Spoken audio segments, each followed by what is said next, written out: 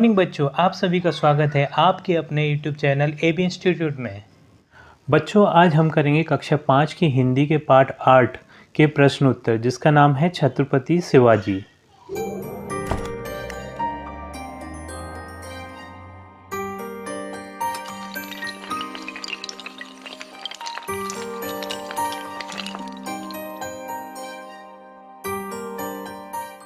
प्यारे बच्चों, अब हम हल करेंगे इस पाठ के प्रश्न उत्तर। इस पाठ का जो पहला प्रश्न है वो है निम्नलिखित शब्दों के अर्थ शब्दकोश में खोजकर लिखिए।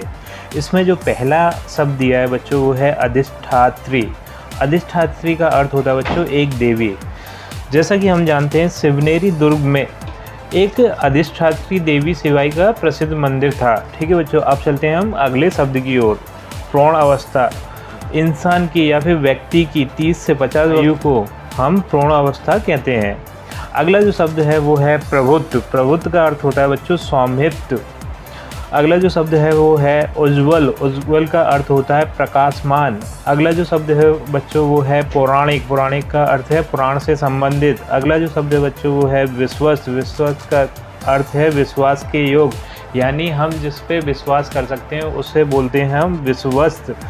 अगला जो शब्द है बच्चों वो है उल्लंघन। उल्लंघन का अर्थ है नियमों के विरुद्ध कार्य करना, अर्थात जब कोई व्यक्ति नियमों के विरुद्ध काम करे तो उसे बोलते हैं कि ये उल्लंघन कर रहा है बच्चों। अगला जो शब्द है वो है षड्यंत्र। षड्यंत्र का अर्थ होता है साजिश। अगला जो शब्द है वो है ऐतिहासिक। ऐतिहासिक का अर्थ होता है इतिहास से संबंधित। जो भी चीज़ इतिहास से संबंधित होती है उसे हम बोलते हैं ऐतिहासिक। अगला जो शब्द है उसे वो है परास्त। परास्त का अर्थ होता है हराना। अगला जो शब्द है वो है बगावत। बगावत का अर्थ है विद्रोह। अगला जो शब्द है वो है मनसबदार। मनसबदार का अर्थ होता है अधिकारी। अब चलते हैं बच्चों अगले प्रश्न की ओर। बच्चों, अब हम आ गए इस पाठ के प्रश्न नंबर 2 पर, जो है निम्नलिखित प्रश्नों के उत्तर दीजिए। इसमें जो का नंबर का बच्चों प्रश्न है वो है शिवाजी का जन्म कब और कहाँ हुआ था। बच्चों, का नंबर के प्रश्न का उत्तर होगा शिवाजी का जन्म सन 1627 ईस्वी में महाराष्ट्र में स्थित शिवनेरी दुर्ग में हुआ था। बच्चों, अब हम आ गए हैं खा नंबर के प्रश्न पर। ये प्रश्न है शिवाजी को युद्ध कला की शिक्षा किसने दी थी। बच्चों, जो खा नंबर का प्रश्न है उसका उत्तर होगा शिवाजी को युद्ध कला की शिक्षा दादा कोंडदेव ने दी थी। बच्चों, अब जो गा नंबर का प्रश्न है वो है शिवाजी की माँ का क्या नाम था। जो गा नंबर का प्रश्न है उसका उत्तर होगा शिवाजी की माँ का नाम जीजाबाई था।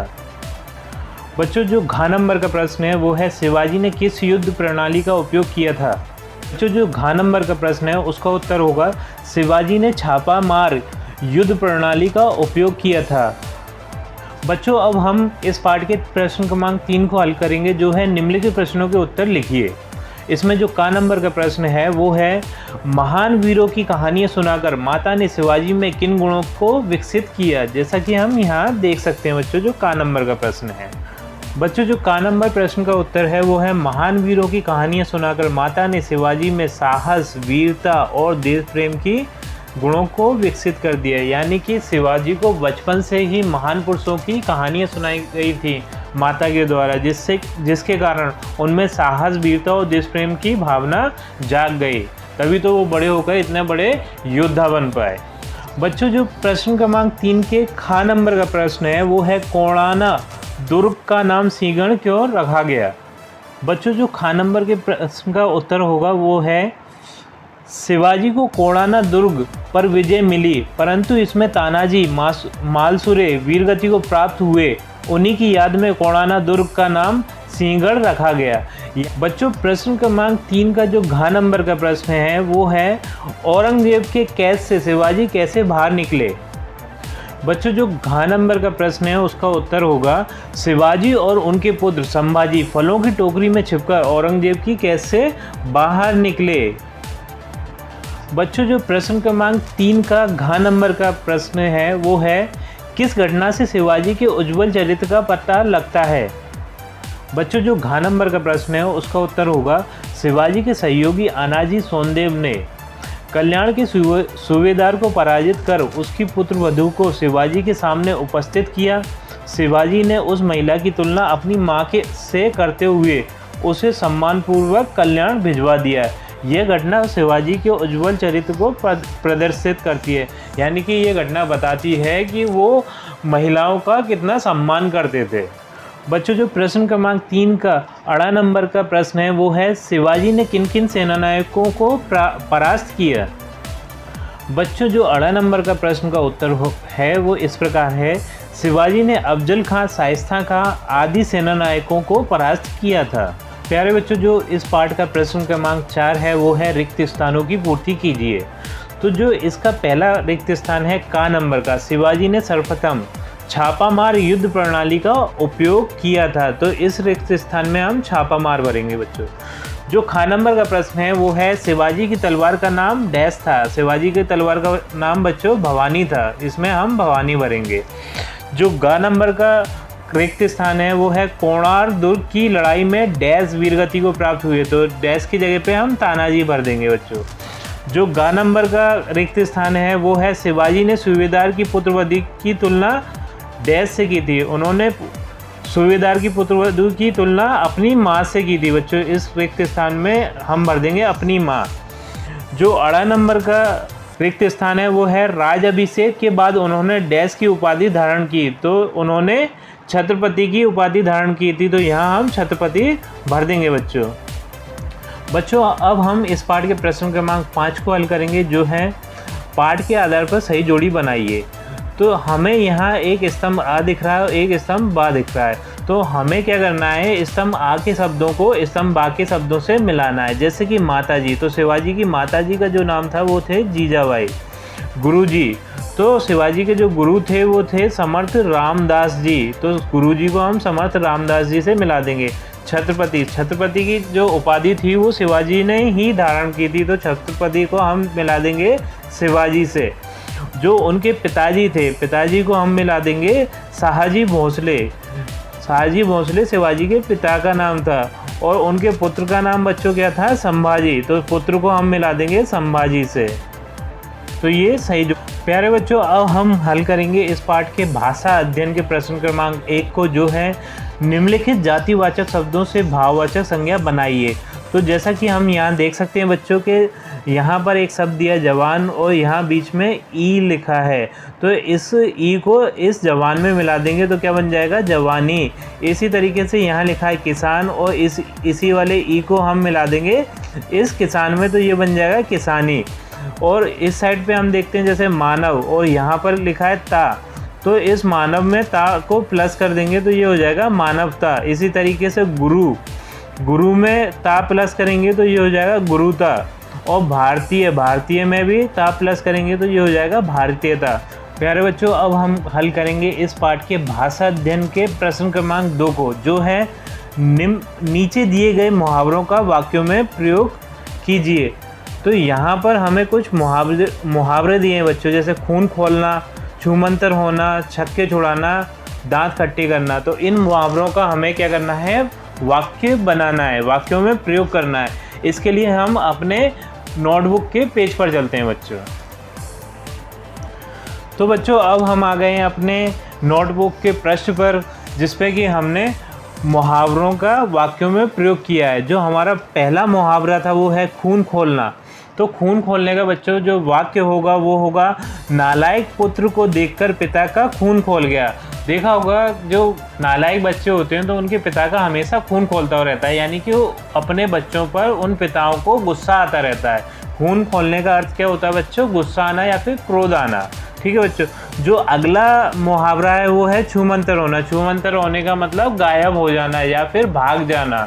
ठीक है बच्चों, तो इसका जो वाक्य में प्रयोग होगा वो है, पुलिस को देखकर चोर छूमंतर हो गया। आपने देखा होगा जैसे ही पुलिस आती है वैसे ही चोर क्या करते हैं, छूमंतर हो जाते हैं, यानी कि गायब हो जाते हैं, उस जगह से भाग जाते हैं बच्चों। जो अगला मुहावरा है वो है छक्के छुड़ाना। छक्के छुड़ाने का वाक्य में प्रयोग होगा बच्चों, शिवाजी ने आक्रमण कर शाइस्ता खां के छक्के छुड़ा दिए। अगला जो मुहावरा है बच्चों वो है दांत खट्टे करना। तो इसका हम वाक्य देखेंगे बच्चों, वो है रानी लक्ष्मीबाई ने अनेकों बार अंग्रेजों के दांत खट्टे कर दिए। बच्चों, अब हम भाषा अध्ययन के प्रश्न क्रमांक 4 को हल करेंगे, जो है निम्नलिखित वाक्यों से क्रिया शब्द तथा सहायक क्रियाएं पहचान कर लिखिए। तो यहाँ पर एक हम देख सकते हैं वाक्य दिया हुआ है, उसमें से हमें क्रियाएं छांटकर लिखना है। तो सबसे पहले तो हम ये जान लेते हैं बच्चों कि क्रियाएं होती क्या है। किसी काम का होना या फिर किसी काम का करना क्रिया कहलाता है। जो भी काम होते हैं उसे हम क्रिया कहते हैं। ठीक है बच्चों, अब इस वाक्य में से हम क्रियाओं को छांटकर लिखते हैं। मैंने क्रियाओं के ऊपर निशान लगा दिया बच्चों, जिससे आपके लिए आसानी हो जाएगी बच्चों। तो देखते हैं क्रिया यहाँ क्या क्या है। ठीक है बच्चों, जैसे सब लोग अपने घरों की सफाई कर रहे थे, तो यहाँ काम क्या हो रहा है, सफाई करने का काम हो रहा है। तो सफाई करना क्या हो जाएगा, क्रिया हो जाएगा बच्चों। फिर हम आगे देखते हैं, एकता को आज बाहर जाना है, तो बाहर जाना क्या हो जाएगा, यहाँ क्रिया हो जाएगा। उसे एक कार्यक्रम में नाचना है, तो नाचना क्या हो जाएगा, क्रिया हो जाएगा बच्चों यहाँ। उसने माँ से कहा मेरा सब सामान अच्छे से रख देना, तो रखना यहाँ क्या हो जाएगा बच्चों, क्रिया हो जाएगा। यही इस वाक्यों में कार्य हो रहे हैं, तो काम का होना क्या कहलाता है बच्चों, क्रिया। इस बच्चों अब हम भाषा अध्ययन के प्रश्न क्रमांक 5 को हल करेंगे, जो कि इस पाठ का अंतिम प्रश्न भी है। प्रश्न क्रमांक 5 इस प्रकार है बच्चों, निम्नलिखित क्रिया शब्दों से वाक्य बनाइए और वाक्य में सहायक क्रियाओं को रेखांकित कीजिए। यानी कि हमें यहाँ पर कुछ क्रिया शब्द दिए हैं, जैसे खेलना, रहना, हंसना, गाना, उठना इत्यादि। तो इनसे हमें क्या करना है, वाक्य बनाना है, और जहाँ इन शब्दों का उस वाक्य में प्रयोग होगा वहाँ हमें क्या खींचना है, एक लाइन खींचना है बच्चों। तो इसके लिए मैंने क्या किया है, वाक्य पहले से ही बना के रख दिए जिससे आपके लिए आसानी हो। तो एक एक करके हम उन वाक्यों को देखते हैं बच्चों। जैसे कि पहला जो शब्द है वो है खेलना।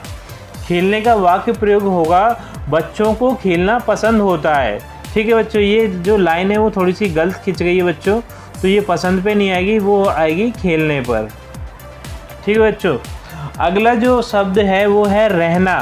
तो इसका वाक्य बनेगा मेरा दोस्त मुंबई में रहता है, तो यहाँ पर मैंने लाइन खींच दी है, मुंबई में रहता है, तो रहना यहाँ आ गया इस वाक्य में। ठीक है बच्चों, जो अगला शब्द है वो है हंसना।